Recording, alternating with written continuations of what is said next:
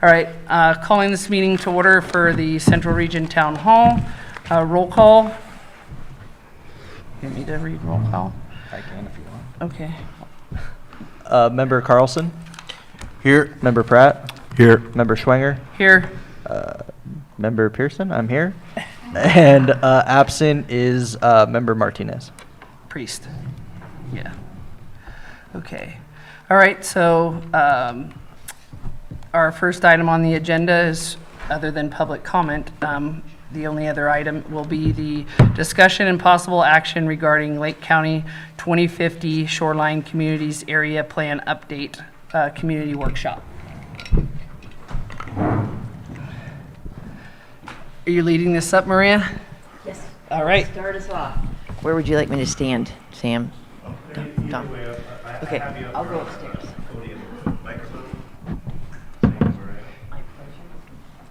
Thank you, everyone, for taking time out of your evening to be with us tonight for our community visioning process. Is it on? Oh, sorry. I kill microphones just like. Do you? Yeah, it's weird. I think it's like an electrical thing. Now you're telling me. Right? It's scary. Thanks again, everyone, for taking time out of your evenings to join us today for our community visioning process for the Shoreline Communities Area Plan. This is the first of 2 meetings specifically for shoreline communities, which makes sense since we're so spread out so thin all along 20 in the shoreline, and it does cover some other areas that seem pretty far away from here. So thank you so much for joining us. I want to also thank the Central Region Town Hall for hosting a special meeting to have us speak to the community. And a special thanks also to, just lost it. Our AmeriCorps members who will be helping with facilitation this evening, as well as Thomas DeWalt and Sam Houston, who are keeping our technology actually functioning.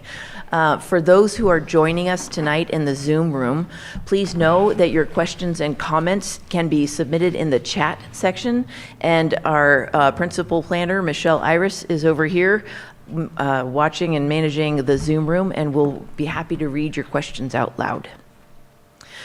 Our evening is going to start with an overview of what the general plan and local area plans are all about, so that you understand why it's so awesome that you are here.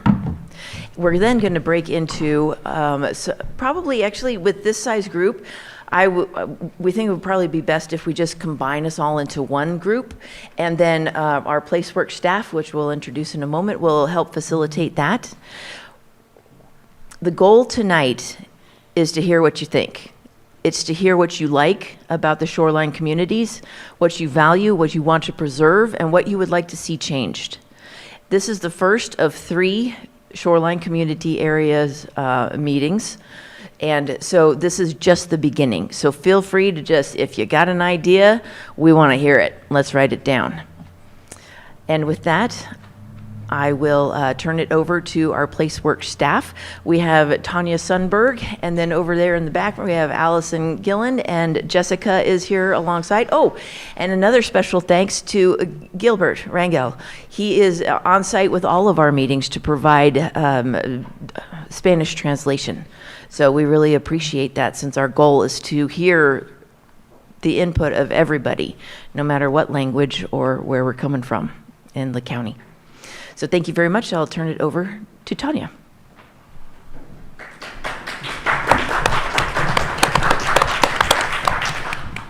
Thank you, Mireya. We can pull up the PowerPoint, and we're going to start on slide 4. Correct, where we have the overview of the project. So as Mireya said, my name is Tanya Sundberg. I'm with PlaceWorks. We're the county's consultant for Lake County 2050. And I just want to echo her thank you to all of you for sharing your time with us tonight. Your input is very valuable and really critical to this project, so thank you again. I think we want to go back one slide. No? Okay, go back to the slide you were at. We'll go there. Okay, so I have just a relatively brief presentation to get everybody oriented to this project and to also what we're going to be doing tonight. So just to start really broadly, what is this project? This is called Lake County 2050. It's a comprehensive update to the county's general plan, including all 8 of the local area plans. It also includes environmental review, which is a process required by state law through the preparation of environmental impact report. I'll talk about that a little bit later. And then it includes concurrent preparation of a document called a climate adaptation plan. That's a county-wide plan that will set up a framework for the county to adapt to the effects of climate change. Oh, thank you. All right, so next slide. I want to start out with a review of this document we're updating, the general plan. What is a general plan? A general plan is a long-range plan. In this case, we're looking out to the year 2050, long ways away, and it guides the county's decisions on a pretty broad variety of topics for decisions they make that affect the unincorporated county. The general plan is often called a constitution for the development and conservation of a jurisdiction, and it's called a constitution because it sets up this broad overarching framework for all the more detailed regulations and guidelines and other plans that affect the future of the jurisdiction. So typically a general plan will start with a community identified vision for the future, what you want to be in the year 2050, and then it includes a set of goals, policies, and actions that the county will follow in order to make decisions that will support that vision for the future. An important function of the general plan is that it provides consistent direction so that everybody in the community has some certainty about what the future of the community is. And also because the general plan covers such a broad variety of topics, it really takes some careful thinking, and it really requires community direction like we're getting here tonight to make sure that we set up these policies in a way that balances growth, conservation, and quality of life in a way that supports the community's vision for the future. And finally, another aspect of the general plan is that it documents the baseline environmental conditions so that we all have a shared understanding of the kind of starting point for this work that we're doing in the plan. Next slide, please. So there are 8 topics that state law requires general plans to address. You can see them here on this slide, but the counties and cities are not limited to only addressing those 8 topics. You can have some leeway to address other topics that are really more specific to the needs of your community.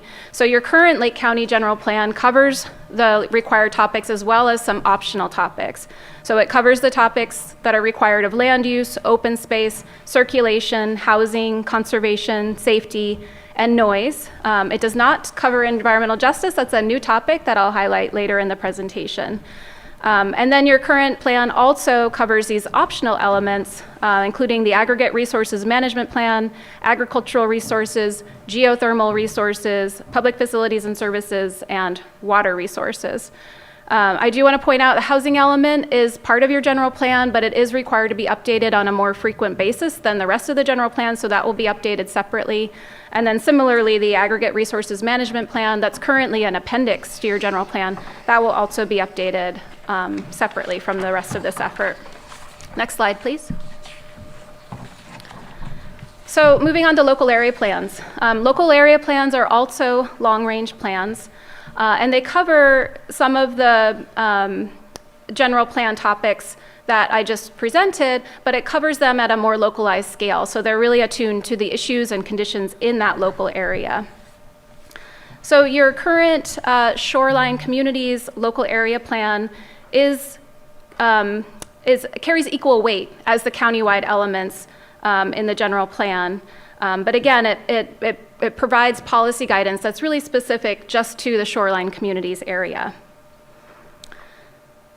The Shoreline Communities Area Plan also identifies areas that are called special study areas.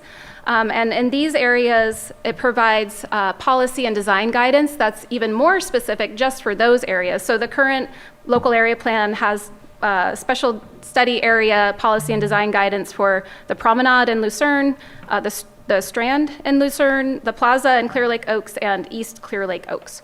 So those are the current areas that are kind of highlighted and treated with a little bit more detail in your current local area plan. Next slide, please. So as part of this project, the Lake County 2050, we are planning to reorganize the contents in your general plan to streamline the content and also avoid redundancy. So many of these topics that I was just presenting on are best planned at a localized scale, and so those will be covered in your local area plan.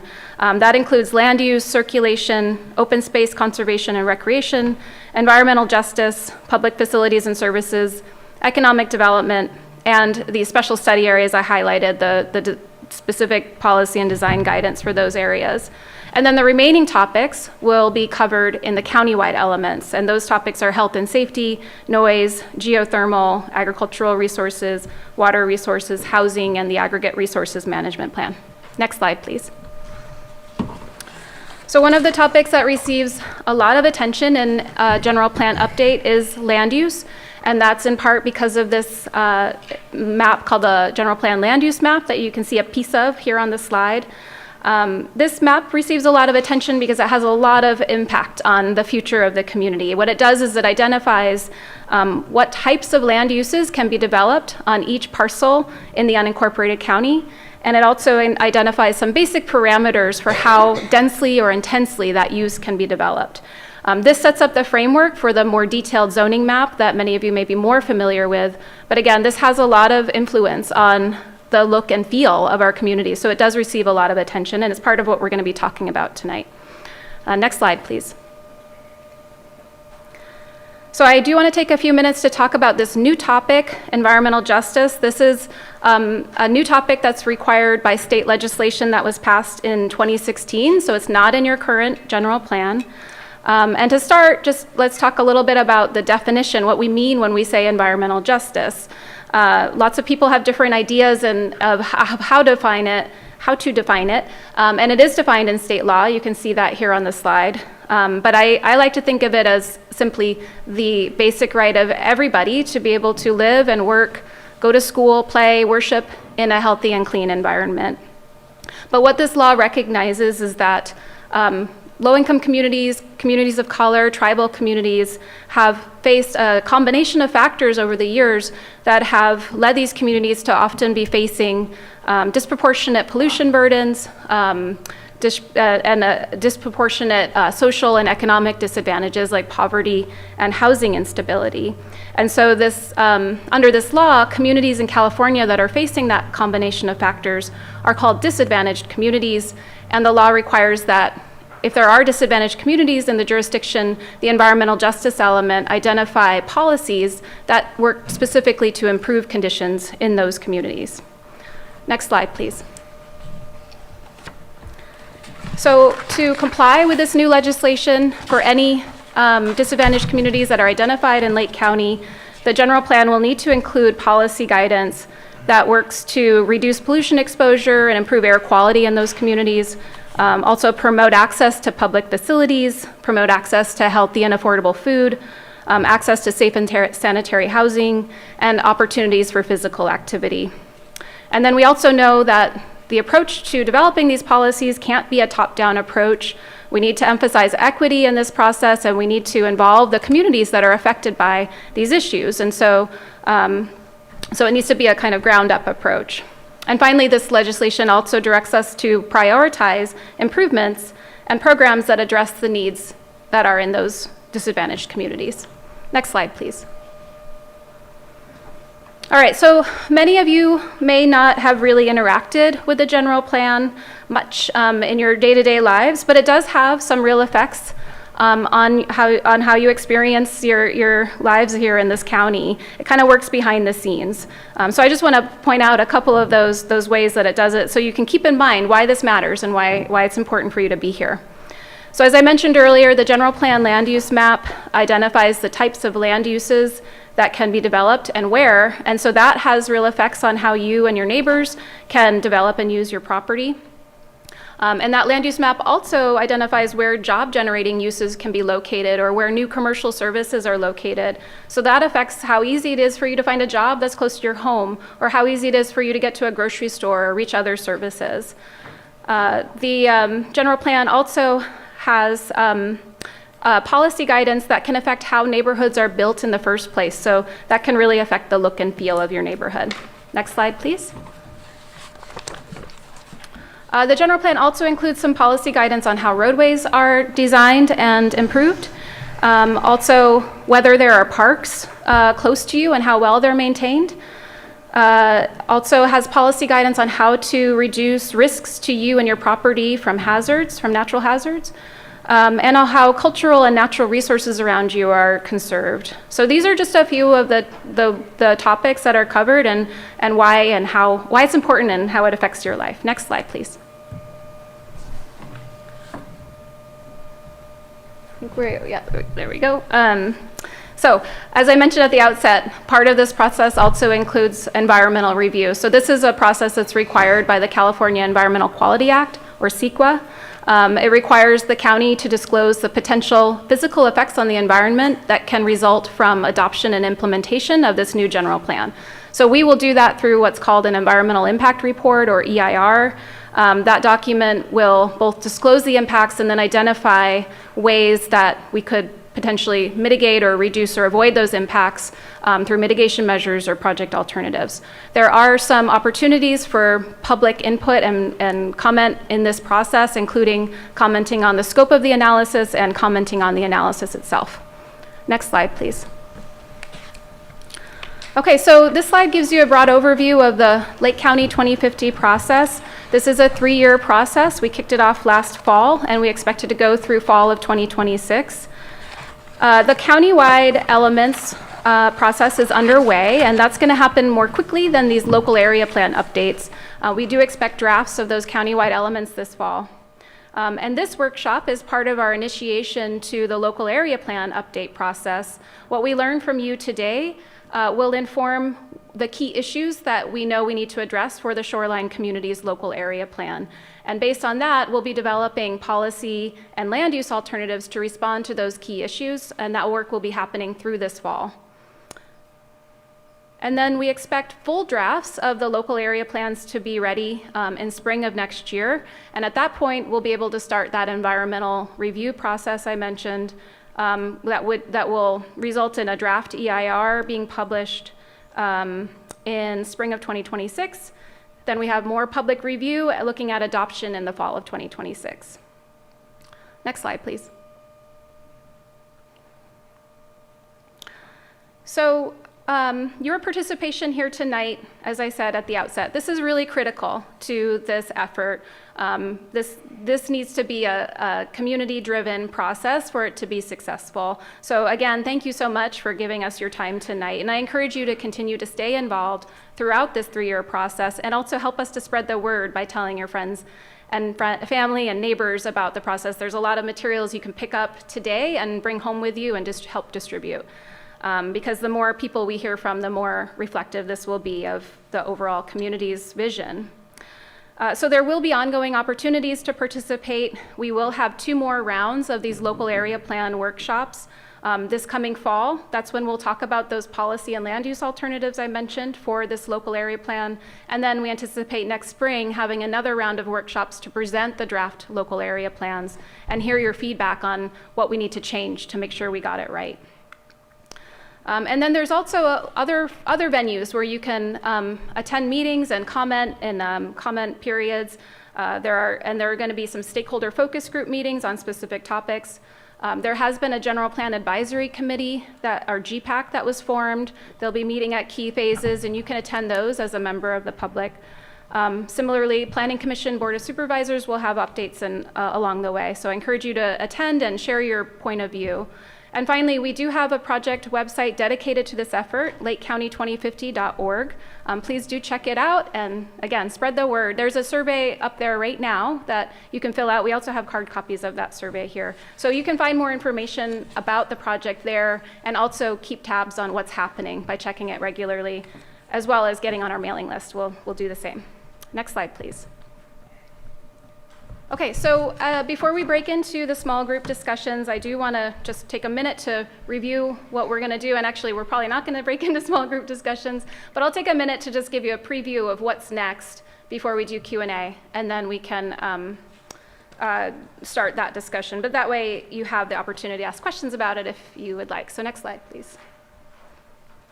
So you have in the workshop overview, that was one of the handouts here, you have these questions on your overview handout, so you have those referenced there. But this is what we're going to be talking about in the next part of the workshop. We're going to be covering these 4 questions and taking notes on what you say, because everything you tell us, as I said, is going to really inform what we focus on as part of this update. So we have about 45 minutes for this discussion, and we will help you get through that discussion. We do also have maps at each table. We'll probably consolidate you, but we'd encourage you to mark up and draw on the maps as part of your comments. We love to see that. Next slide. And I think we can skip the reports back because we're going to stay in one big group. So I think we're ready for Q&A.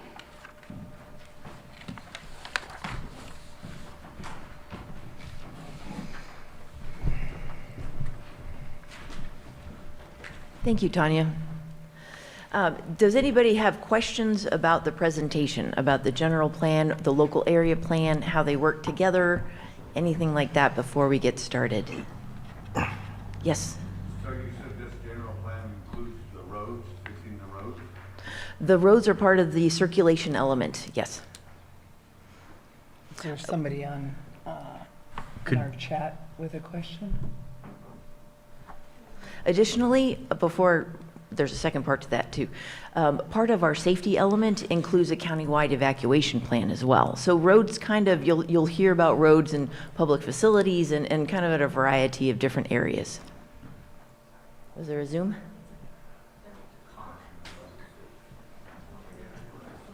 One moment, before we get to comments, you should have a Post-it note in front of you that you picked up on your way in.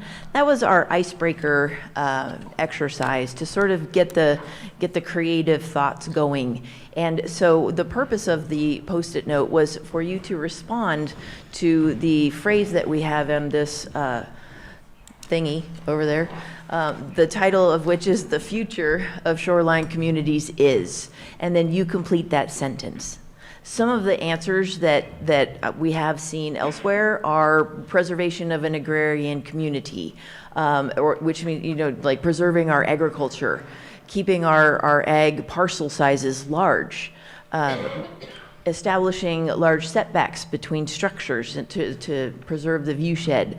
So the things that you like about Lucerne that you'd like to either see preserved or see changed, feel free to write those down on your Post-it note. We're going to take a moment after the comments then to assemble some of these tables. So that would be a great time for you to go slap your Post-it note on that thingy over there. And then we'll get started working through our questions. Did anybody have any other? Oh, Michelle, Zoom room? There was one question about the area plan advisory committees. Ooh, thank you. Excellent. The question is, what about the area plan advisory committees?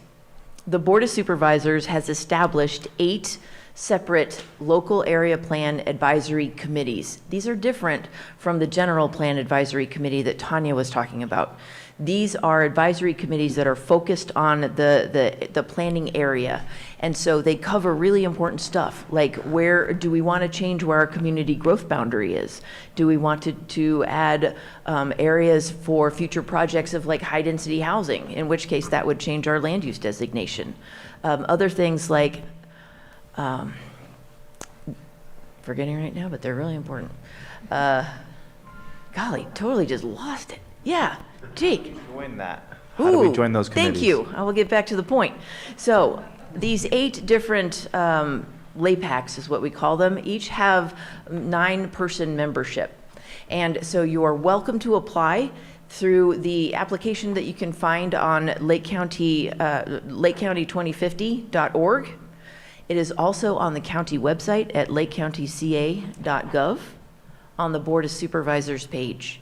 So you go to lakecountyca.gov, then find the Board of Supervisors page, and on the bottom right-hand side under Quick Links, there will be a link to that application. Or if you need one, you can email us. We'll send it to you. All right, so we're going to take a moment. Any other questions?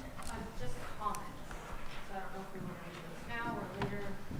Are they regarding the presentation that they just made? Would they fit on our notepad thing? Yeah. It's a two-part one. It's a longer comment. I can read either now or later. Go ahead. Okay. It's from Lori C. She does not have capabilities for audio. She said, my comments on the Shoreline Community Plan are: 1, develop policy and action item to inventory and require removal of dangerous, derelict, and dilapidated docks. Develop fund sources to assist property owners in dock removal and restoration of natural shoreline vegetation. These dilapidated docks pose navigational and environmental hazards and contribute to the overall dystopian appearance of lakeshore. Restoration of native shoreline habitat improves fisheries, wildlife habitat, and ecological functioning of the lake. Restoring native lakeshore habitat is an economic plus to property owners who are currently burdened with dangerous and dilapidated structures, docks, which are costly to remove. Action items should include development of fast-track permitting for removing these docks and review of current policy, which seems to inaccurately convey value to these docks even in hazardous condition. Number 2, encourage reuse and restoration of vacant resorts before additional resort development is permitted, parentheses, Lotus Land. The county should encourage and direct redevelopment of the county's dozens of abandoned and often historic resorts. The recreational and hospitality appeal of Lake County to vacationing visitors is its historic vibe as a mineral springs and lake-focused destination. Development of far-flung new development is contrary to current planning goals and does little to support existing communities. Additional building new resorts should be discouraged, as fire and emergency response should not be stretched away from existing communities to protect resort guests. Thank you, Lori. That was very good. And those fit perfectly as answers to the second question that we're all going to cover as well. So we've preserved your answers on Zoom, and we'll make sure that that is included in the input. All right, any further comments? There are more. Do they answer questions that we can have in our, when we come back for reporting back? Go down one more time. Have the members of the LAPACs been selected? If not, is there a deadline for submittal? Are they subject matter categories or committees? And then please explain options for identifying special studies areas. So the LAPAC, the 9-member body does have certain categories. They include one membership for tribal, one for environment. Then we include one from each municipal advisory code, so or a council. So in this case, we'd have a central regional town hall as well as a western regional town hall membership. And then I think that we fill in after that with, did we do ag?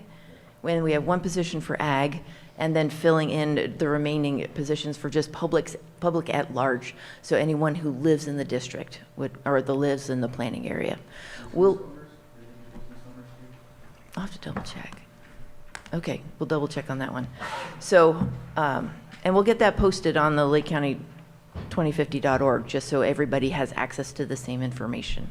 We'll collect applications through the month of May in order to be placed on a Board of Supervisors meeting for their appointments in June.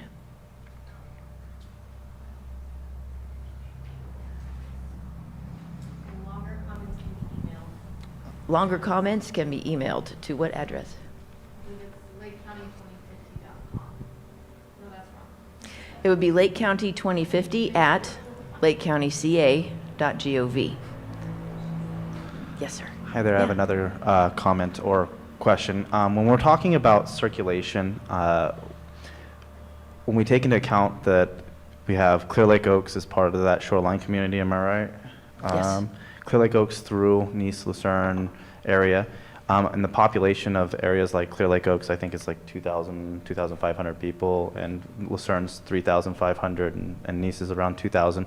And we talk about circulation and the ability to move. When you go and you drive through Lucerne or Nice, you don't have accessibility for people being able to run on sidewalks or anything like that. So is circulation addressing the roadways, more of like the walkability of the area? Because I know we have the highway through there, but we still want to have a walkability through that area with, a population of 2,000, 3,000 people be really important. And I say this because if anybody drives through there regularly, I live in Paradise Cove, so I've driven that road every single day, and I've seen lots of accidents and people who've been hit and tragedies happen because we don't have that ease of access.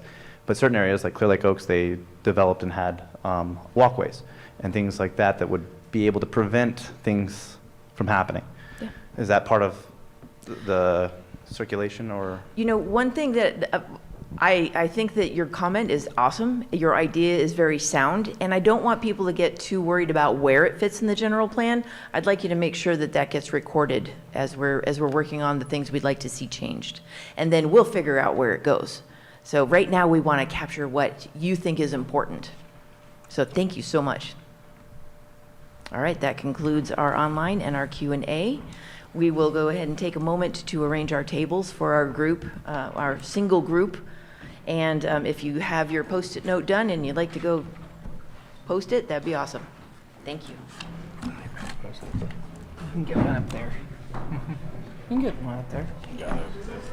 You guys want to go down there so we don't... I'm the vice on the Central Town Hall here, and I'm really looking forward to this process as it's very important to the preservation and the growth of our communities. Thank you. Hello, my name is Greg Bianchini. I live on 13th Avenue in Lucerne. I've lived here for almost 10 years now. Yeah, my name's Charlie Bean. I've lived here in Lucerne for 35 years, and I'm on the board here at the Senior Center. My name is Becky Schwinger. I live in the First Riviera, and I am the chair for the Central Region Town Hall. I am also the board of director for North Shore Fire District, representing the Lucerne area, and I'm also on the board of directors for the Senior Center. My name is Amy Zingoni. I live in Clear Lake Oaks. I have my whole life. I'm currently the president of the North Shore Fire Support Team, as well as the Rock Hounds Mineral Association. And I'm really, and a CERC member, AmeriCorps. And I'm happy to be a part of this. This is awesome. Makes me feel like part of the community. Bruno Sabatier, District 2 Supervisor, on the south of Highway 20 and definitely east of Highway 53. That is the area that I represent. Not all of that, a little portion of that. But so I'm here to listen and see the process go through. I'm Amanda Collins. I live in Clear Lake Oaks. I've lived there for about a year now, and I'm also an AmeriCorps member. My name is Jacob Blue. I am located in Paradise Cove, but I've been a Lake County resident since 2002 and been on the North Shore since 2020. I'm also a business owner and representing North Shore Business Association today. So just wanting to see what's going on, get some information, and then we can present it to our local business owners as well. Hi, I'm John Carlson. I've lived here my whole life, born and raised. I live down in Conote area. I'm part of the C.R.T.H committee, and here to see the growth and see how much we can change and add value to the community. So, thank you. I'm Amanda Joe. I'm a CERC member. I live in Hidden Valley, but I'm here to help you guys out tonight. I'm Pamela Kaczynski. I'm on the board for the East Region Town Hall. I live in Clear Lake Oaks. I'm also on the vice president on the board for the North Shore Fire Fund. So it's nice to see some people here from the North Shore Fire Protection District Support Team. I did, East Region Town Hall. I spelled it out, but Earth. Yes. I should say. District 3 Supervisor E.J. Crandall. I also live in Lucerne, and so I'm really glad to be a part of this and glad that you all are here to give your insight and input so that we can provide a better future and plan for a better future so we can know exactly how we need to develop and how we need to live. Well, thank you, everybody. It's great wealth of knowledge I can tell that are here. So I'm really excited to have this conversation.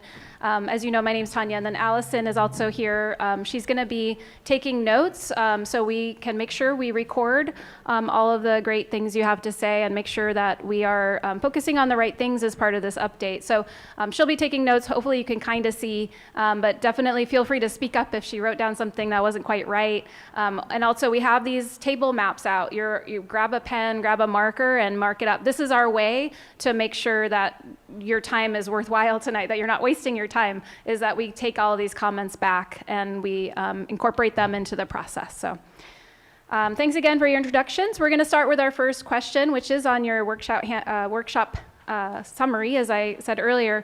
So this is really, we're focusing now first on the positives. What are the things you love about this region, and what do you want to see supported, preserved, or enhanced as part of this planning effort? If you can just kind of raise your hand, Jessica will bring you the mic. If anybody wants to start us off. One of the things that I love about this area is we have some of the best views in the entire world, and every time that I get to drive to work, it is a scenic, enjoyable experience. And I hope that that continues to happen, and there's efforts that are made to ensure that the area stays clean and appropriate, and animals are alive and safe, so that this view is kept. Thanks, Jake. Great comment. Pamela? Mine is very similar to that one, and I think Maria said protecting, obviously, it's our beautiful views, the beautiful lake, and the beautiful environment that we have with our trees, and as you say, the wildlife, is the protecting our view shed, I think was the term that Maria mentioned, protecting our shoreline up to that mountain ridge, and I think that's what was in our original plan as well. Here, go ahead and take it. I personally like that. I don't know about Lucerne, but when I go to any place in the Oaks, you know everybody. You walk into Red and White or the coffee shop, they know you, they know my order, and I love that small town feel. So I hope that we can keep that. I was just going to add to Pamela's comment, as you mentioned view sheds. And in one of the most recent Planning Commission meetings, the District 3 Planning Commissioner had mentioned how culturally and ancestrally view sheds were very important, as well as cultural artifacts and resources. So just wanted to highlight that, that it was honored the same way, even pre-contact and pre-colonialism. So just wanted to emphasize that.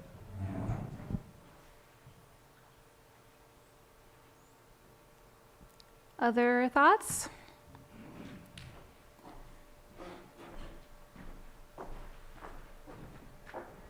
So I grew up on this lake as a second home over in Lakeport, and we would always come over to the shoreline for fun and beauty and our friends and things like that.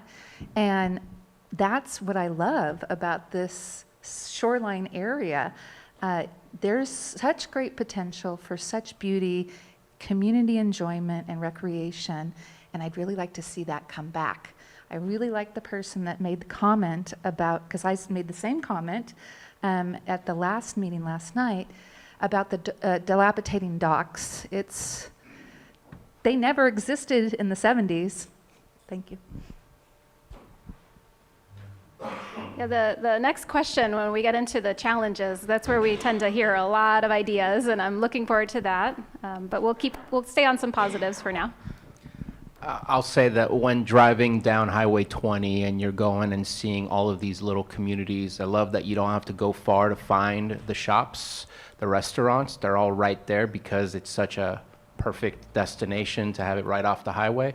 And the parks. You can't drive through this area without noticing the beautiful parks from Clear Lake Oaks all the way to Lucerne. They're just kind of sprinkled all over the place, and they're very accessible, very obvious that they're there. And so keeping those types of accessibility and attractions is important, if I may say so. You may. That's welcome. I have to say, as an outsider, I'm very impressed by your parks, especially in unincorporated counties. So, good job. Other ideas? There's so many great things here. What else do you want to see? When we think about this, we're thinking about, again, things we want to see preserved, enhanced, what, as part of this effort. What, are there other things you want to highlight, that we want to have policies that are really explicitly calling for some? Okay, let's bring that mic. Okay, we'll go for. Okay. I just wanted to say that we do need to have some more support for businesses and restaurants in the area. We're currently down to 2 restaurants now, Foster Freeze and then the Bistro, and they seem to kind of all go out of business. That also affects the, tourist attraction, people stopping through. There isn't a whole lot for them. We have a vacant restaurant directly across from the Harbor Park that would be a great venue. I don't know what we could do to try and attract, some entrepreneurs or whatnot to the area.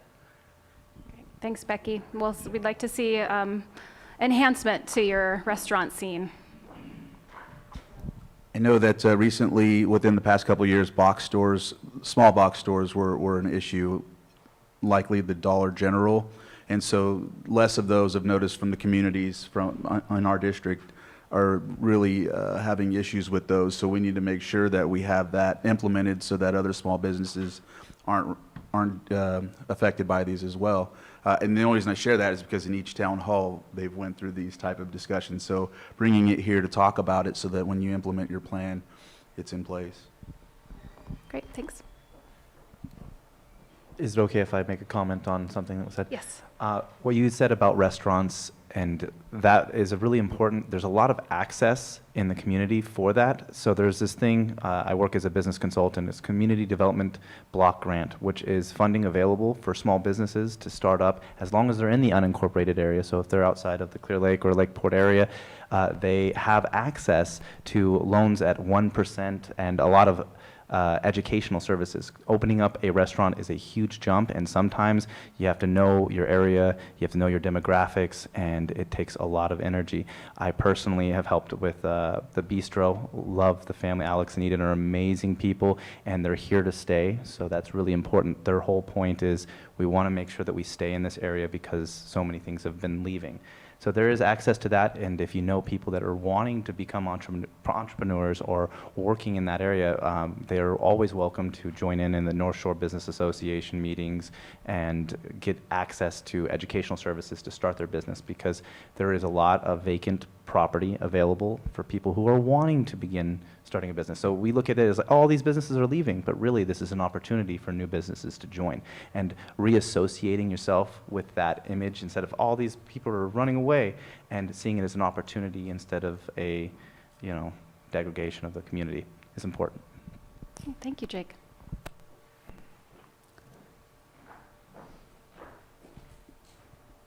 Somewhat in the line with restaurants is also what the person mentioned on Zoom as one of the points was the restoration of those small resorts. When the Canocti Harbor Resort, which was a big anchor for the lake, had closed, it was a domino effect with all the other small resorts and restaurants and so forth. So hoping, I know they're just partially open, not fully open over there, and hoping that those restaurants that are, resorts, small family resorts, were so much fun. We took advantage of them before we bought up here. It was a great place to bring the children and great access also to the lake. So I would like to see that and the tourism development. If there's more of people staying in those small resorts, our Best Western in the Canocti, then they're not staying in our neighborhoods in Airbnbs, which Supervisor Crandall knows is a big problem for me. So I would like to see those developed to the way they used to be. Great, thank you.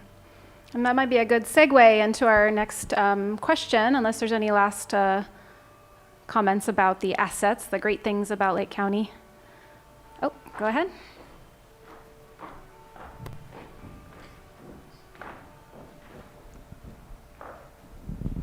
You know, growing up, we always had a boat, so we would go out on the lake in the morning and then in the mountains in the afternoon. And that's really cool that we're close enough to be able to do that. We have both assets, the lake and forest, at our fingertips. And we could do both in one day. That's how close they are. So that's really unique about our area. I agree, that's very special.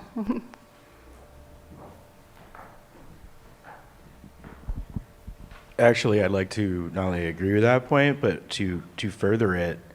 It's kind of interesting because there's an intersection of issues of this topic about what jumps out at me at this map initially is because the map is probably just I think the raster image or something like that, but it effectively doesn't allow us to go about the OHV outdoor resources in here because we have fire roads and is it a state maintained Bartlett Springs Road, but we have all of this and many other actually, how do I say this, on majority maps up to like the last zoom in on Google Earth, a lot of unnamed even yet fire roads and access points throughout this area. And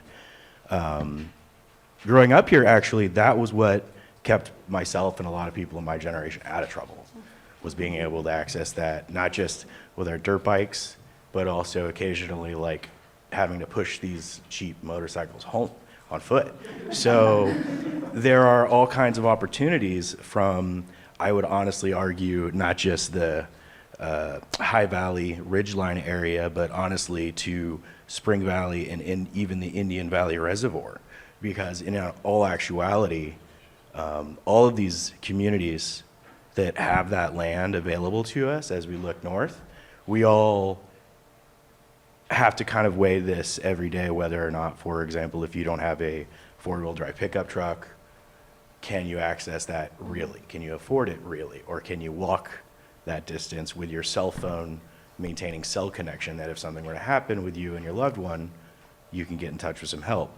To me, it's a major, major part of the component here, and it's difficult to weigh its importance because in reality, this highway, which obviously is our most convenient route and also obviously our transportation primary objective, it's actually newer to our communities than those back roads areas. So to us, it's one of these difficult things to have to spell out, but I'm really glad we're here to try.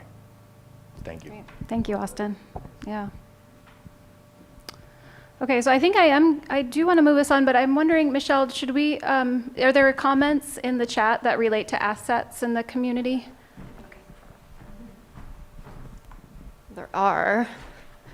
We have Lisa, who does not have audio, so I will read hers, and then we have a couple other participants that should be able to speak over Zoom. We can give it a whirl. I will read Lisa's. She goes into some challenges and solutions as well, so I'll just stick for this question to the assets. She said, I enjoy the undeveloped ridge lines around the lake.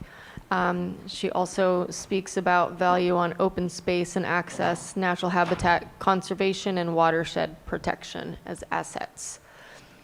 And then I didn't know, does anyone else in the Zoom wish to speak? Looks like we have two other participants. This would be related to question number 1 about what are the assets and what would we like to preserve.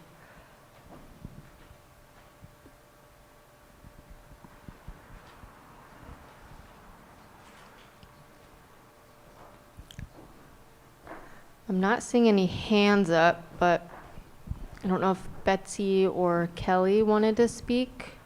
How do you unmute? I'm trying here. Not really clicking. Betsy is unmuted, I think. Bear with me. I can do better. Try again, Betsy.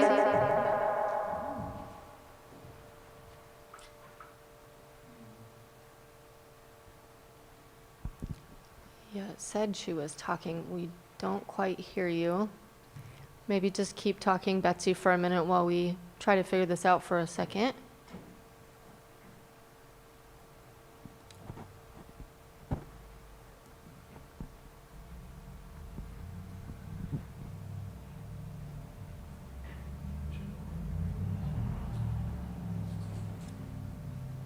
It says she's unmuted, and I can see that she's trying to talk. Yeah. Technology is wonderful when we can get it working There is a chat that's perfectly. I wonder if they're communicating via chat. Yeah, Betsy, not sure why we're not able to hear you. Should we try unmuting her? And then we can circle back to this, or Okay. or we can do written comments separately. Yep, no problem. Betsy, if you want to type them in the chat, I can go ahead and read your assets in a moment here. Thank you. Okay, thanks for your patience, everyone. Yes, go ahead. I just wanted to add one more thing. It's an asset that we unfortunately tend to forget quite a lot. I know that Supervisor Crandall has worked on expanding it, and that's the national monument that we have in our backyard. And I think that speaks to the back roads and just protecting not even protecting, just mentioning it for the sake of what does access look like, what does the direct routes to it look like. I think that as a county, and I'll just say it for myself, I don't think we've done enough to try and I know we've tried, but we've failed, and we haven't gotten to the point of what are the access points. We have some signs that say that the monument is there, but we don't have any signs that say like turn right to go into the monument. The way that we're advertising it can be a lot better, and so it's there. It's the back roads that everyone enjoyed in the past, but it's how do we highlight that as a bigger destination for that area, because it surrounds us all around. Great, thank you. All right, I'll give a final option for anything in the chat before we move on to question 2. The other participants can hear her. Oh, weird. Okay. Okay. Is it possible if I? Oh, yeah. We could put the Well, Zoom maybe on while the they're phone. figuring that out, that came up, Supervisor Saboteur, that came up last night also, and it was actually my issue. I said, we need to promote all of this area as the gateway to the Mendocino National Forest and the National Monument. It's such an asset that needs to be protected, but also needs to be utilized. And our forest is the most underutilized forest in California. Thank you. Yeah, thank you for that. So I don't want to spend too much more time on this one question. We've got 3 more to cover. So let's just move on, and if we do fix the audio issues, we'll maybe have some time at the end to circle back for the Zoom participants. So let us move on, and then hopefully by the time we finish this one, we can get the Zoom people in with their comments directly. So we're going to move on to question 2, which is about challenges that we're facing. What are the challenges that this shoreline communities region is facing? And as you think about that, think about what would you like to see changed in this region to make it a better place to live and work? I should say some of these comments seemed like they were also, some of the comments seemed like they were, they could have been categorized under that question, so I went ahead and put them there. homelessness and like I would love to see the bathrooms at the park at Nylander locked at nighttime because I don't feel comfortable taking my nieces there when they come over and visit. I take them just back to my house because of people using drugs in the bathroom, and it's something that I don't want to expose them to. So I would love to see that in action. Thank you. One of the major problems I see is the North Shore image. When I tell people that I work in areas like Lucerne, Nice, or even Upper Lake, there's an image that there's a large population of homeless and a large population of drug users and whatnot. And I think it may be because of the ease of access that everybody's walking along that highway and that's all you see. If that's all you see, that's all you think is there. There's so much more to the community. There's so much history. There's so much more to see besides that. So if we could find a way to change that image, and I think one of those ways is that ease of access, that roadway, if we just cleared that up and made it look a little bit nicer and put street lamps or some type of walkway that would be appropriate, it'll change the image of the area, because I absolutely hate when people think negatively of the North Shore, because it's not. It's a beautiful area. It's one of the most beautiful scenic routes ever. There's so much history, and EJ, I know he talks regularly about the history, the Native American history that's there, and there's so much there that needs to be changed. So the image is one thing, and the second thing that I would state is somebody had mentioned, I think it was you, Julia, about not the docks, man, put on the spot, you forget things.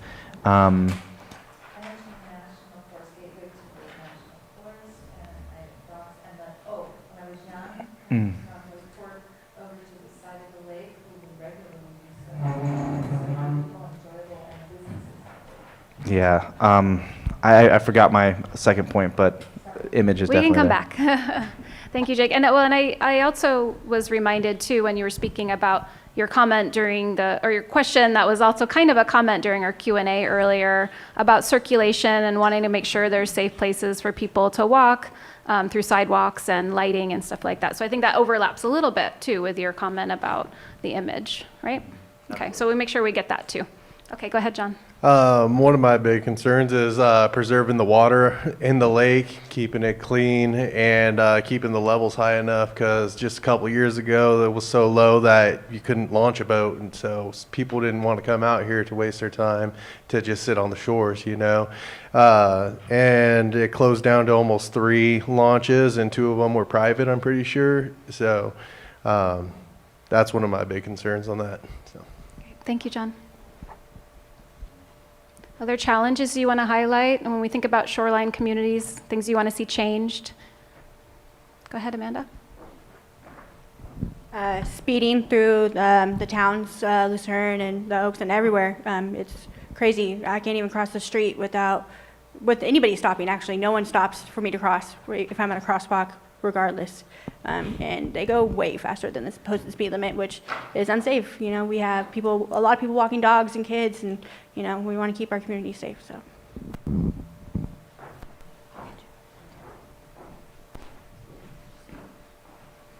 Oh, sure. I didn't. Oh, okay, sorry. I have a long list, so I don't know whether that's something that you want me to just list out, or Yeah, go for it. And if you a want couple of to, these have already kind of been touched on. So, but the illegal cannabis grows within the area of Lucerne.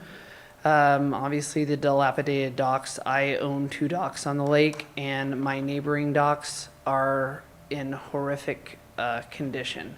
I try to keep mine so it's nice and useful, and it doesn't pose any hazards to anybody. We have horrible roads here in Lucerne, the avenues in Foothill in particular, and I don't know what's happening with the bridge replacement over there. Anybody seen any? I don't know if there's been any progress on that.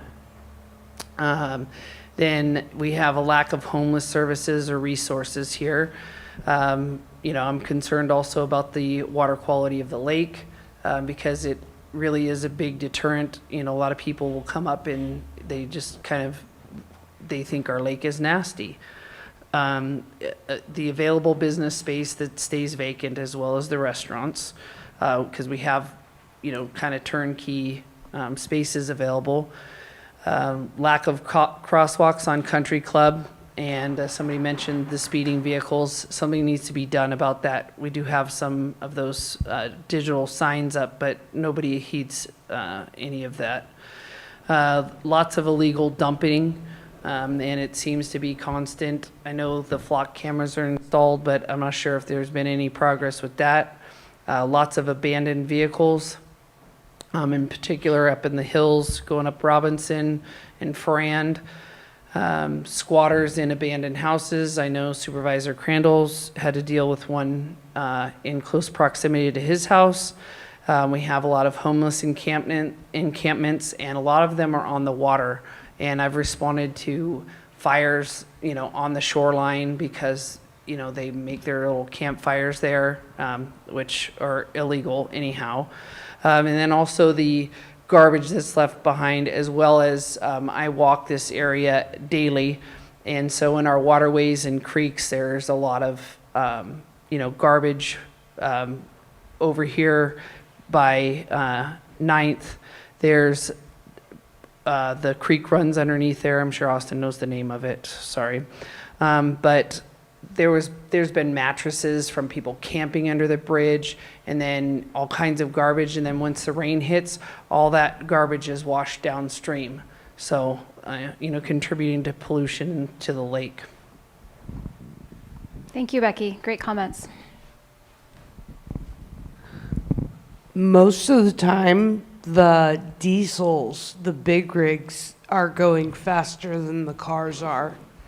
And I personally live on Highway 20 in the middle of Clear Lake Oaks, and it's pretty scary at night. I mean, I'm surprised there's not more accidents for how fast these big trucks haul ass through, excuse my language, through towns. They're going faster through the towns than they are outside the towns. And it's pretty scary. So it would be nice to see those bump, bump, bump things all through town. Yeah, traffic calming. Mm-hmm. I remember what I was going to say, but I also wanted to say in Lucerne, right there, right in front of the school, 3 times, maybe even 4 times in the last year, a truck is tipped over, right? Coming that turn, flipped over right in that poor person's resort. I think it's a resort right there, and I feel horrible for that. Apartment, 4-unit or 5-unit apartment complex, and it's directly across from my dock. Oh. Landed on my property also, but that power pole has been replaced several times already within the last couple of years. So that's a major issue throughout that entire shoreline. It's So it's right across from 60, or right at 6520 East Highway 20. My dock's at 6521, but the power pole and the apartments, they're individual units. I think it probably was like resort at one time, but now they are individual apartments. Right before it turns into Country Club. Yeah, so at the corner of Country Club and Highway 20. Right next to the school. In that intersection of Country Club and Highway 20, that school predates the highways location and routing there by about 40 years. This is the former school before that school. So that's kind of a piece of a lot of these challenges. Is now having being such a pinch point, and it's shoreline lake and mountain. So it's sort of one of these where we're kind of beholden to Caltrans and to our shoreline, and then National Reef, forestry to our north. So it's one of those where many people, I think, maybe even bound by what we're considering right now based on those lenses that we've been looking at. Can we use the microphone? Sorry. I was slacking there, me. So go ahead, Jake. Why don't you finish your comments? I apologize. So what I remembered, it's regarding the resorts. And if you grew up in the area, I grew up in the 2000s, and I can't imagine how people feel who grew up in the 70s when the resorts were brand new and gorgeous. But even from the 2000s to now, the dilapidation that has happened in the resorts, especially on the North Shore, it's really sad. So if there's some type of revitalization grant or something that can happen that will contribute to those, it would be amazing because it'll add people visiting, and we have this beautiful lake with a great bass tournament that happens regularly, and that helps everybody, you know. So those resorts can really contribute to the rest of the community. Great. Other challenges you want to highlight? Do you need another pad of paper, or are you okay? Oh, no, we're good. I was just making sure I got something. I'm just going to reframe what was discussed a little bit. I think all of Highway 20 is a problem, and with varying problems. And what I don't understand is Highway 20 is designated as a scenic highway. Why aren't we tapping into that and promoting it and getting the funds? There's so much funds available, particularly right now around water quality and the environment. For a scenic highway, I mean, I'm telling you, Highway 20, from what these people said, I would add, people are passing on Highway 20 in the lanes and areas where there is expansion. People are getting killed all the time on Highway 20, all the time. I mean, we're not talking just seldom, all the time. And we've got to do something. Highway 20 is a problem. Thank you, Julia. Other challenges? Yeah, go ahead, Greg. One thing that would be nice to see would a place to, probably all of us or most of us have a animal, a dog. There's really nowhere to take your dog where you can let them go off leash. I know there's one by the launch ramp, but it's not secure all the way in. So that would be nice to see something. I've been going now to the Hammond Park in Nice, and that's a really nice dog park. But that would be nice to add, if we could add something. So people have a place they could take their dogs and let them off leash. So, thank you. Thank you. Other challenges from the group that you want to highlight? So this kind of goes with the whole stigma of the North Shore area. I mean, I've only lived here for 2 years. I bought my house 2 years ago. And even before I moved here, I had a bunch of people telling me, like, oh, why Lucerne? Like, why would you want to live over there? I have family in Lakeport, and I think there is a little bit of like Lakeport's haughtiness. I don't know, but I really came into this with, after I bought the house, I was like, oh no, like what did I do? But I've realized that I think we have a lot of missed opportunity in Lucerne simply because there are very few businesses, there are very few things to stop and do. So while we do get a lot of through traffic, most of it is exactly that. It's through traffic. People are just driving through. And I've noticed too, like a lot of the big events that take place, I really think that Lucerne could capitalize on them if they were hosted here. Like a large majority of the fish competitions, a lot of those tournaments are happening, they're based in Lakeport. Or, there's not a lot based here in Lucerne. And I think that could just be a tourism situation. But if there were improvements that we could make to, just the basic infrastructure of the area, I think we could attract people to this side of the lake more so than, Lakeport. No offense to Lakeport. I love Lakeport. They're getting a Tractor Supply. But I just think that there's a ton of missed opportunity simply because, I don't know if it's just because this is a lower income area in some ways, but I just feel like it's missed opportunity. Thank you. Other challenges before, go ahead, Greg. I have one more thing I'd like to bring up. It was about the Any Positive Change Needle Exchange program that's running on 13th Street. Actually, they're running tonight, right now. It runs from 5 o'clock to 8 o'clock. For some reason, they're set up there where the behavioral health building is closed, but that needs to be relocated so it'd be inside, and that's set up on 13th Avenue. That's the only avenue with full sidewalks on both sides, and plus it's right behind the gas station, which is the heart of Lucerne. It's really in a bad area. The kids have to walk by there, and that needs to be dealt with, and they need to be put in a safer spot for everybody. Thank you.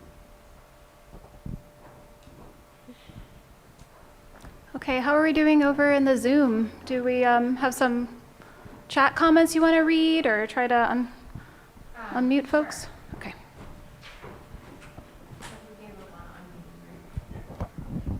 Yeah, unfortunately, we're not able to receive the audio from them, but I will go ahead and read the challenges that some folks noted. Let me go back. There's a lot. And you know what I realized? I was saying Lisa earlier, but it was Kelly from Clear Lake Oaks, so I apologize for that. Trying to go through and see what I have not read already. She notes the abandoned and often historic resorts, as the group has also noted recreational hospitality and in need of more amenities for folks visiting, focused on the lake destination.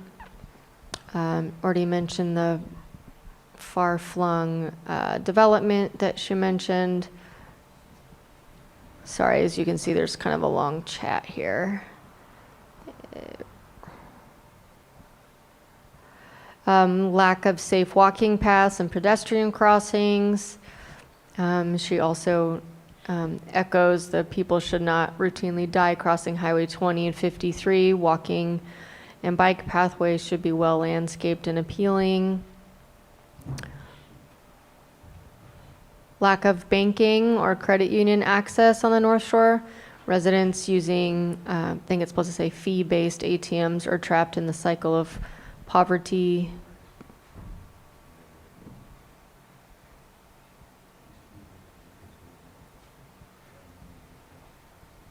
Getting the truck traffic routed onto the newly developed Highway 29 bypass.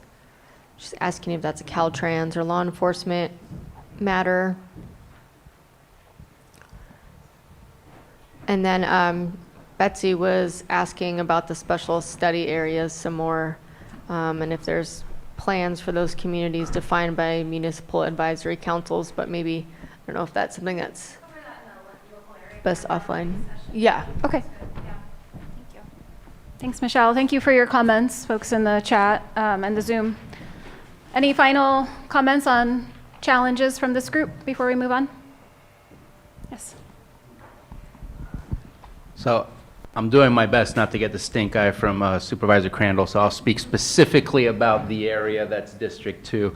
And thinking of my friend Paul Duncan behind us, the wildland urban interface, because of the proximity of the mountains to the city area, to the community growth boundaries, creating that safe buffer zone between wildlife or wildland and an urbanized area. How do we update what we've already planned with creating a safer plan without breaking what's already there in the first place? Just because I think that is not conducive to people wanting to develop and people wanting to put risk into entrepreneurship or development when they have the fear of what fires have already done in the past. And so how do we look at yesterday's plan, evolve that into today's plan so that it's safer for people to take those risks? It's a challenge. For sure. Thank you. Oh, yep, go ahead, Tammy. I think they've been said or tiptoed around, but increase in law enforcement and also safer routes to schools. Thank you. And Fish and Game. All right, so we're going to move on to question 3. This is where we're going to take a look at this general plan land use map. I described it in the presentation. This handout here at the table shows the current general plan land use designations for the shoreline communities area. As you can see, a lot of this is designated for public facilities. I think that's public land, and then there's a lot of ag and rural land, and then you have the kind of community areas. Those are shown in the more colorful, yellows and oranges and reds, and those are where you start seeing the residential and commercial and industrial designations. So that's what's in your current general plan land use map. We are going to look at what changes we need to make to that map.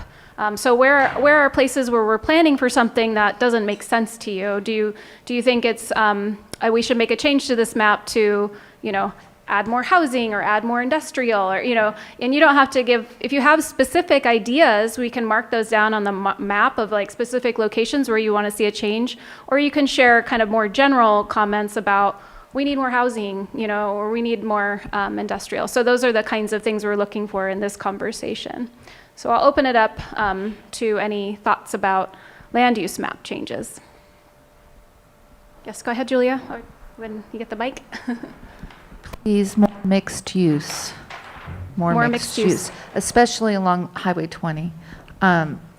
It allows for residents and businesses to be together. It would allow for pathways to be built. I mean, when you're looking at mixed use, that opens up all new funds for government agencies. So more mixed use. Thanks, Julia.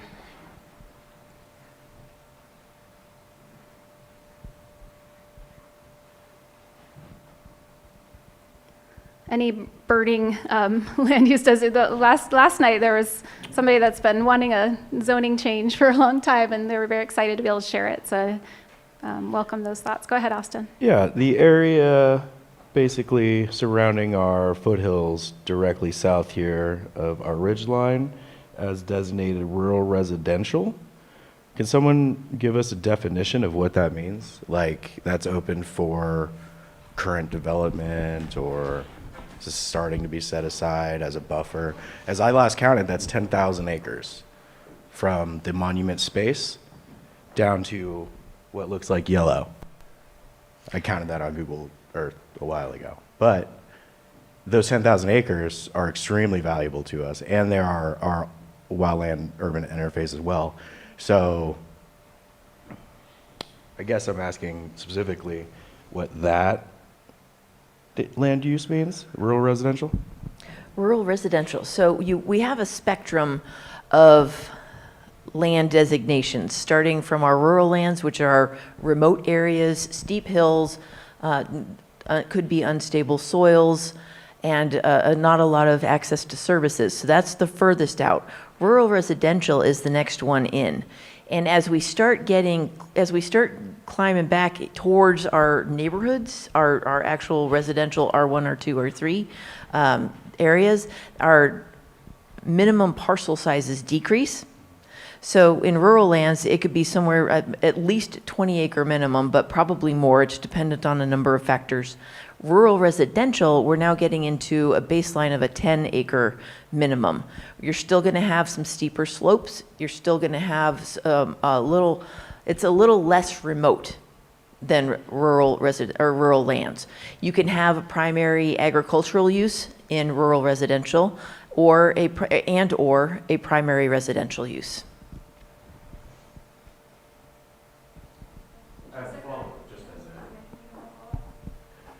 So if those, as I'm hearing that designation being defined as a little further out, but still capable of services, those services meaning like EMT and fire?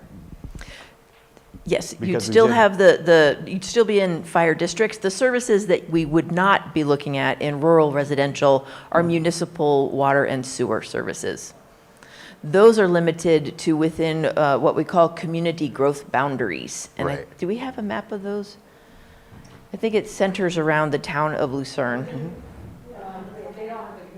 Yeah, those are clusters that you'll see in the different towns where you're going to find your public water and your public sewer. Okay. I asked that specifically because as I follow the map along, there's sort of a northward pointed, almost finger shape here. As I'm tracing that, I believe that's the PG&E substation, and the light green rural residential marked areas all around that area and our direct north here, they're accessed by like 2 fire roads. And those are probably worthy of some type of other designation that's closer towards less development in some of these areas, if only because if I understand the future of the roads development in that area, it would be dependent on larger parcels much larger than 10 being created. I know of a couple houses that have been built in our hills up here, 35-minute walk on a dirt road, and they've been installed since the mid-2000s, and the roads there are still as they were before they were there. And so my concern is that if those areas are open to that development further without graded and or paved road requirements, which I don't want to ask that of the future residents of those potential mountainside developments, where is that lead if we are those open to re-designate, or at least in smaller chunks? I believe so. So what I hear you sort of asking is, I'd like to see less development in these areas. The smaller parcel sizes that are allowed through rural residential may not be appropriate due to its more rugged roads, less direct access. And so what you're saying then is it possible then for us to tag that area for a likely designation change to go from rural residential to the larger minimum parcel size of rural lands? Does that sound about right? Am I hearing you? Yeah, or even if there was a path to designate certain rural residential plots, as I know them between the map and my actual experience out there, to at least prioritize one or two as potentially, say, culturally relevant. There are trailable pathways that remain back there, some of which are dirt roads. And at the same time, a lot of those being paths to, I guess, plots that could be residences and may belong to somebody, may have future development. Residents are kind of stuck without knowing if we are to be able to access those publicly, right? Because as if it shows here, rural lands, as it's defined, most likely sounds like it's in private hands and or the bank. So I guess that's what I'm asking. Is there a route that we could prioritize certain spaces of the rural lands and rural residential, rather, designations to allow for public facilities or public lands use? Cool. We're going to capture that one. Because I think that's a yes, but we'd have to drill down to the particular parcels if you were interested in a certain area. Additionally, one of the characteristics that affects the Shoreline Communities Area Plan that may not affect some of our other ones are our substandard older subdivision. Those are our paper parcels. And those parcels were created in the 30s and the 40s when the standards were much different. So they don't currently have municipal services, except for like there's one sewer like on one road that half the parcels are gone anyway because they've eroded into the lake because of the unstable soils. And so the Board of Supervisors created the substandard older subdivision specifically to help people understand the extra requirements that would be needed in order to develop a house on one of those parcels. They include building a road that is able to accommodate fire personnel and emergency personnel. And that would be a road that would go from a county road all the way up to your parcel. So as you can picture these parcel, the paper subdivisions in your head, that's like a lot of winding roads, which have been bladed but never paved, and they're not wide enough. So additionally, we would require water storage of enough water to help with fire services, and a number of other improvements that actually make it very prohibitive to develop. So let's keep those in mind as well. So just to emphasize what Austin had said and what you just said, if you look at the tax defaulted properties in this area, actually if you pull up the tax default, the GIS at all, the majority of the tax defaulted properties are right in that area. And if you look at it, it's probably because nobody can develop. So it's not being utilized for what its original purpose is. So I think that emphasizes the fact that it needs to be redesignated to something else because that's where all the tax defaulted properties are located. Mm-hmm. So about 2014 or 15, the Board of Supervisors did adopt a substandard or a paper subdivision management plan. And it created goals and objectives to prioritize merging these parcels into something that could either be used and sold if it was close enough to services, or taking a look at using these parcels in the future for some of our trails plans. So perhaps an updating of that paper subdivision management plan might be something this community would like to see.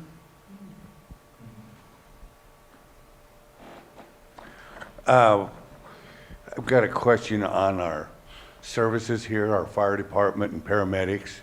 I mean, it's inadequate now. So what are you planning to do we need to get it caught up to now, let alone going forward. There the other day, here we were there was 6 of us taking CPR training, and at that time that we were taking the training, our paramedic was clear down by Upper Lake or wherever down there. If something would have happened here, we would have had to keep CPR up for 30 minutes while a paramedic came from Clear Lake. And our fire department is only 2 blocks away. That's, like I say, to me, all this stuff is, let's get caught up and let's get cleaned up where we are, the roads, the services. Looking ahead like this makes no sense if we can't even take care of ourselves now. And that question is awesome, or that suggestion is wonderful, because one of the purposes and values of having general plans and local area plans is that the goals and the implementation plans are listed in there, and that gives public jurisdictions like the county or the fire districts something to stand on when they're applying for grants. Because the grant funders want to see that any monies that they're thinking about sending our way will be for projects that are consistent with the community's vision. And so that definitely needs to go in there. Even though it's not like I wish I had $1 zillion and I could take care of it right now. But unfortunately, the pathways that are laid out for us, this is one of them. That's a longer term. I don't oversee the fire districts, and so. Do we have some comments on the Zoom? Yeah, okay.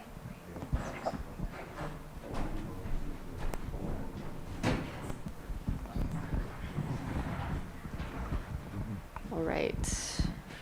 Scroll back up here. So Betsy Kahn says we need support for the provision of real community center services, especially needed for emergency preparedness and response capacities. Lucerne, I know this is the previous question, but Lucerne Alpine Senior Center most likely will be the location of community-wide assistance for reducing hazard risks and coordinating evacuation assistance resources, but does not have the means to add services. So then going back to question number 3 and land use, Kelly says residential development should occur only within incorporated city limits, and new development should not require extension or development on new water and wastewater systems. Eliminate rural residential land use designation. Walkable, community-focused housing is more affordable and defensible. And then it looks like that's just repeated. Thank you. All right, any final comments from the group on land use map changes? Go ahead, Julia. Yeah, Jessica's got it. Just to spin off on, I just said mixed use, but there's a reason behind that, and it's what you all just talked about, including not having proper services today. When you've got commercial and residential together, you are helping the stress on public safety when there are issues like that. And along the Highway 20 corridor, having residential mixed with commercial allows for opportunities of funding that otherwise, with only it being commercial, doesn't allow for. So there's other ripple effects from that, but those are just the highlights. So that's why I'm saying more mixed use, all the way down Highway 20. Thanks, Julia. Hello, I'm looking at this map, and it looks like there's only on the avenues that run up, it looks like, I'm pretty sure that this is 13th Avenue, and they have this listed as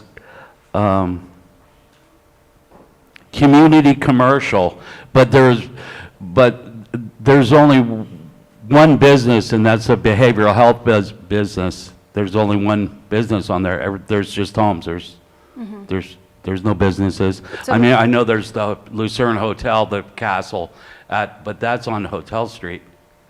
Yeah, so in that situation, those lots that have homes on them could be redeveloped for a commercial use if we leave it as commercial, or we could change the land use designation to reflect what's there on the ground if we want to see that stay. So do you have a thought about whether it should be changed to a residential designation, or should we leave more options for more commercial development in that area? Well, I'm not sure on that. I think it should be a group, everybody, that the homeowners need to get together on that and decide on that. But Yeah, okay. I did notice It's good to that note when I that. purchased my property, I think, I believe it's only halfway up the street. It stops halfway. Okay. It's commercial, but I did notice it's marked on here commercial, but then the highway is not labeled as commercial. I don't know why. Anyway, thank you. Okay. Any other thoughts on that and the commercial designations in the town center along Highway 20 and the side streets that connect? Make it easier for you. This is obviously hard to see the detail, so if we go online with the county, and then we can actually see the detailed designation, or where do we find this easily on the county website? Thank you. So the easiest way to get there is Google Lake County, CA, so you don't get Lake County, Florida. Lake County, CA, GIS. That'll take you to the county website. And then to access the GIS, which has a number of different maps with layers, you'll have like a disclaimer that you click OK, and then it comes up on this panel. On the left-hand side, you'll see what looks like a satellite map. Click on that one. That's the parcel viewer. And then if you go, when it opens to the parcel viewer, you'll see something that looks like 3 sheets of paper, the layers icon at the top right. Click that. It'll create a drop-down menu where you would click on general plan. And it would then color the whole county with the general plan land use designations. And that's where we can get the That's where you can zoom in and see each parcel. Mm-hmm.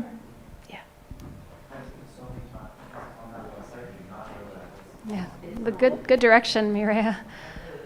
All right, we have a little bit less than 15 minutes left, and I appreciate all of this great input, but I do want to move us on to the last question so we have time for that and a couple minutes at the end for some next steps.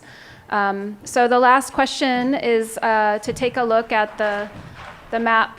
Sorry, excuse my reach. You all have this map around the space. This is the map of the local area plan boundaries across the entire county.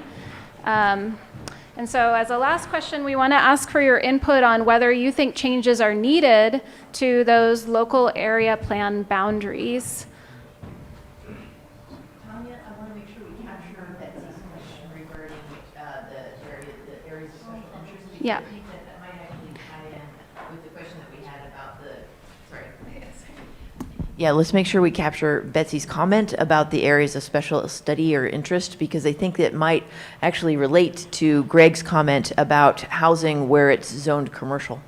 Some of our areas like the Strand and other, I think we have 2 or 3 in the shoreline communities that are, they were created during the time of redevelopment back in 2008 because this is what the community was thinking they wanted to develop.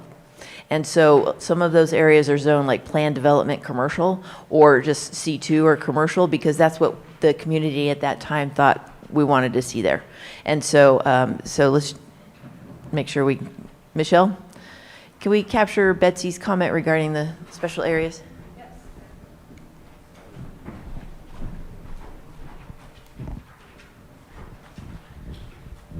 Thank you. Let me scroll back up to it.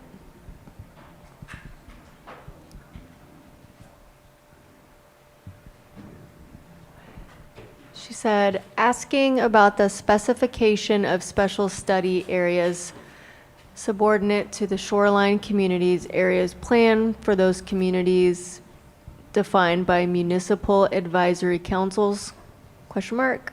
Also mapping changes that have been asked about by the GP advisory committee. I didn't. We have been receiving some questions and comments from the GPAC.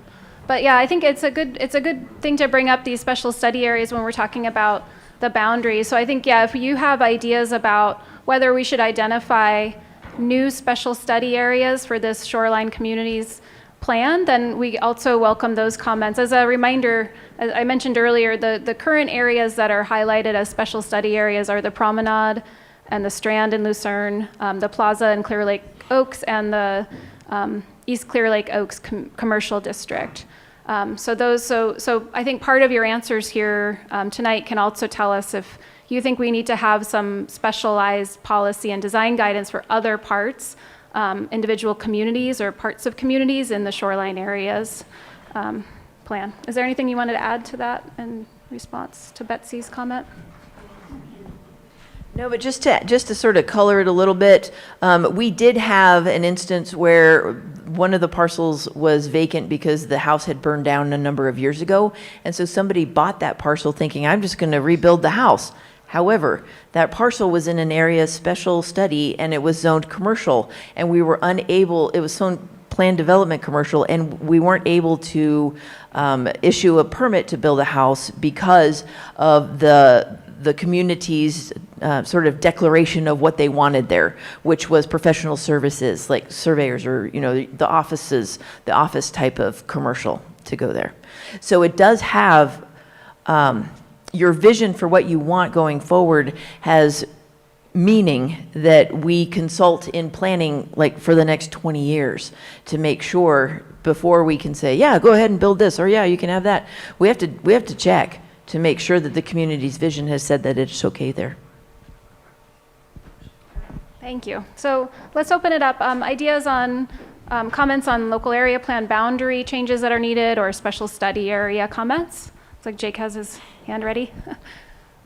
So it's just a question, to be honest. I was actually surprised when looking at this. Not that we don't love Bruno and the Clear Lake area, but I'm surprised to see that we're combined here with the Clear Lake because the population density is so different between, you know, let's say Lucerne versus Clear Lake area, and the needs and requirements are significantly different. So I want to ask, why is Clear Lake area and, you know, everything east of that part of the shoreline communities section?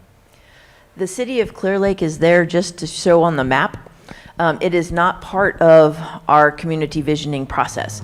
Each jurisdiction has its own visioning process. And so this one is only for the unincorporated areas of the county. City of Clear Lake and the city of Lakeport, they go through their own visioning processes and have their own general plans. In Lakeport, you have it as a separate section as well. Mm-hmm. The areas surrounding Clear Lake would have its own. Otherwise- Yeah. So I get that, but with the Lakeport has its area separate because you have the unincorporated areas of Lakeport, which has separate needs than, say, Upper Lake, Blue Lakes area. And I feel like the same thing goes for Clear Lake, and the areas surrounding Clear Lake would have to have its own designation as well. Personally, that's just my opinion because there's so many areas in the unincorporated area outside of Clear Lake that I think would need its own area. Thank you. Talking with Pam, and I know that at one of the previous meetings at Earth, and then some comments that came to the board, I think when we were talking about the LAPEX and other things like that, they talked about the group wanting Clear Lake Oaks to have its own plan, and then bunching Nice and Lucerne somewhat together because of the similarities. I'm only noting that because it's been stated before, and it probably will be stated on May 1st at the next one. So I'm just mentioning that, and also so that the CERT group hears it, so that you have your idea as well of how you want, if you wanted your area to be different or however. I think that's the question, right, that you're asking? Yeah, if we need to make boundary changes, and I'm seeing, it sounds like there's suggestions for maybe creating a new area plan that goes kind of between Upper Lake, Nice, and shoreline communities, as well as Jake's comment about maybe a new area plan for the unincorporated area around Clear Lake Oaks, right? Yeah, go ahead, Supervisors of FCA. My guess is that Clear Lake being in the shoreline communities is a relic of the past, because Clear Lake's only been a city since 1980, and these area plans have existed prior to that. So I'm pretty certain that that's the case. But I'm kind of going to piggyback on what Jake was saying, which is like Landrum Ranch area down Highway 20 on the way out towards Colusa is a vastly different area, and I know that we just saw the demolition of the Paradise area as well, and not sure if the area plan can provide the same level of detail for what's needed in 600-acre lots and other areas that could potentially become something that can attract folks. In the past, Paradise definitely did.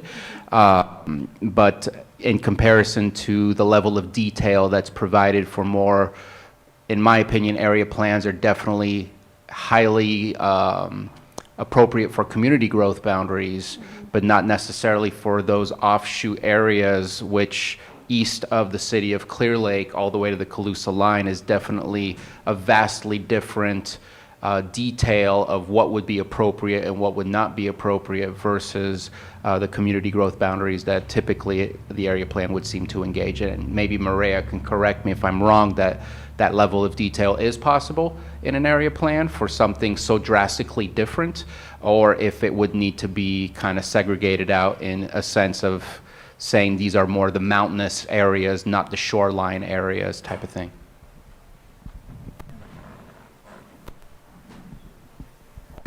Interesting thought. So what it sounds like is that there could be some interest in altering the boundaries to create the Upper Lake Nice Lucerne planning area, or even possibly further including Glen Haven, but then Clear Lake Oaks, Double Eagle, Spring Valley, that sort of, and that heading out towards 5 would then be a separate area. I wouldn't be opposed to being a part of District 3's boundaries for that. I think that's an intriguing thought, because these were established thematically, so they were trying to draw the boundaries around similar characteristics of communities. It may no longer be appropriate in today's, county. So we've experienced a lot of changes in the last couple decades. So we're going to record that one. We're going to hash that out a little more in the second community meeting, right? Or is that something that the LAPEX would look at? I think the LAPEX probably will, and then Yeah. we can talk about it more in the next round. For sure. Alternatively, we could keep them the same and establish special study areas too. So we have a couple options. That's why I'd like to hear from the representation from that area, hopefully on May 1st at that meeting, about any kind of boundary changes, rather than me speaking on everyone's behalf. Well, I appreciate you mentioning it. And since we have 800 property owners in the Association of the Keys, I hope they all show up and we overflow in the parking lot, and we need to put it on a Jumbotron. That would be Unfortunately, only 1/4 of them may live there full-time. Well, So you're robust, you're talking on a couple hundred. A robust I input wish is they always did. very helpful. Yeah. All right, I am just pointing out it's just about 8 o'clock, and I want to be respectful of folks' time. Is there any final Zoom comments to share on this question, or? Yes. Okay, we'll do that last, and then we'll have Mireya wrap us up. This is from Kelly. She specifically mentions the Middletown area plan, but she also notes some comments that I think could be applicable to this area plan. She says, I have not seen each LAP, but auto body shops, heavy equipment rentals, storage facilities, and general industrial should not be permitted along Highway 29. This should be a scenic corridor gateway, not an industrial blur. And I'm spacing on whether or not this one goes all the way down, incorporates 29 or not, but could also be applicable to Highway 20. Okay. Thank you, Michelle. So I just want to remind everybody that this is not your only opportunity to share your thoughts. If you have more thoughts to share that we didn't have time to cover, or something that comes to you as you're driving home, please do continue to share your thoughts with us. You can email them to the county or go on our website and submit a comment. Again, it's Lake County 2050 at Lake, well, you say it, Maria. Our email is lakecounty2050@lakecountyca.gov. Additionally, you can also just go to the lakecounty2050.org website, and there's a link there for an email. You can send us emails through that as well. All right, since I have the microphone, the last thing. If you have not seen our one-page survey, real easy one to fill out, please, if you have a minute after we're done, if you don't need to run off, let's have you fill that out, because not only does it capture your input, but you also get a snazzy, please model, Tammy, where it is. Get a snazzy, oh, thank you. Thank you, Pamela. Pamela has one. Pamela's Savannah right now. Oh, there it goes. There you go. Snazzy license plate holder, which is our way of getting the word out even further as you drive around the county. It has our website on it. So we won't make you, but doesn't it look nice? It's awesome. All right. It does. And it has our website on it. And additionally, just want to leave you with encouragement to apply for the local area plan advisory committee. This is the group of people that's going to get down into that nitty gritty and decide some recommendations for any changes that they'd like to see or anything they'd like to see preserved going forward. And those recommendations from that LAPAC are going to go then to the general plan advisory committee and also to the board of supervisors for their consideration. Thank you very much. Send one representative from this Earth or Earth. I don't think we talked about that, right, Bruno? We just put just an application, and then, but I mean, like for the municipal advisory committees, do they just send a rep each time, or do they designate one? It's not a board member, is it? Just a rep? A CERT member, or CERT or Earth member. There's a position for each town hall, like a Worth, Earth, and then like math. Yeah. I'm just mentioning it because I don't think we formed that yet, but there is a position for the actual town hall members in each area plan. Just so that the actual appointments at the Board of Supervisors meeting go more smoothly, is if the board would prefer to have it interchangeable, let's just make sure everybody fills out that application and signs that code of ethics. Then we got it covered. That'd be awesome. All right. And thank you again to, also, did we have any last suggestions? I think we pretty much covered it as a group. Tammy has volunteer opportunity flyer for you also if you're interested, and I wanted to extend our thanks again to the Central Regional Town Hall for hosting this special meeting tonight. Thank you. Is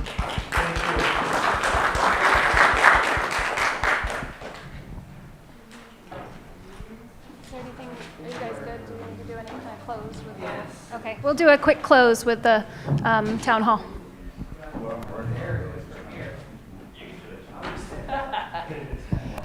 All right, so the last item on our agenda is public comment. So anybody that has something I don't have the verbiage, but anyways, if you want to make a comment about something that's not on the agenda, you have 3 minutes to do it. And is there anybody that would like to make a public comment?